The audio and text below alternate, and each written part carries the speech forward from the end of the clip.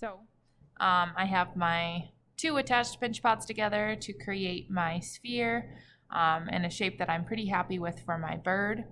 And I gotta be honest with you, with my bird, I don't know how much time I would actually spend smoothing it out because I'm adding texture all over it, which I will also show. But for the video, I am going to do that for you guys because you guys may want that surface. So I will show it. I'm going to use, again, this is really similar to my pinch pot bowl where I used my soft plastic rib here, and I'm going to do the same thing.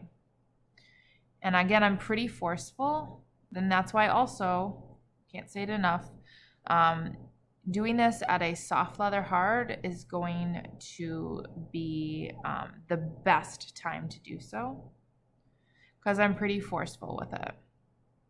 So I'm holding it with my left hand and I'm really dragging it right over the surface. And this will clean up all of your little bumps and imperfections that you don't necessarily want. Now, if you're going to load that thing with texture, I would not waste your time. But for you guys, I'm going to show it.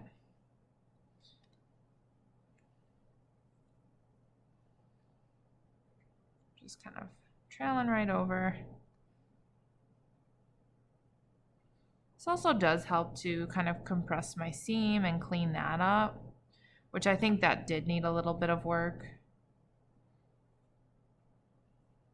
I'm really dragging it along. If you have like a really big indentation or things like that, soft clay is going to be your best friend, and that's actually not soft anymore. But if I grab a little bit of soft clay, like let's say that was a huge indentation, I can add a piece of clay over the top of that and even that out with the rest of the surface. And just smooth it out with my finger. So if you have those really large imperfections, Band-Aids. Same thing as if this was a bowl or a cup. I'm really just kind of dragging it along. Cleaning up the surface.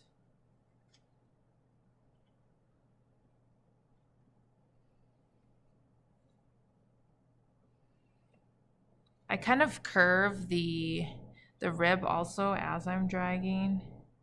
And clay pulls off each time, and it should. If you're being too gentle, you're not going to get any clay on there, which I always see students really softly petting their clay. That's not helping your situation. You have to be forceful. And again, if you're doing this at a plastic state, oh heck nah, it's not going to clean up the surface. It's actually going to deform your sphere. So timing is everything.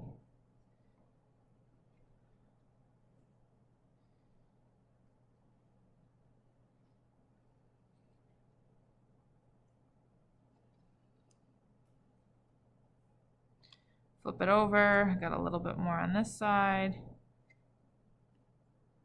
can also kind of hear the little balls inside.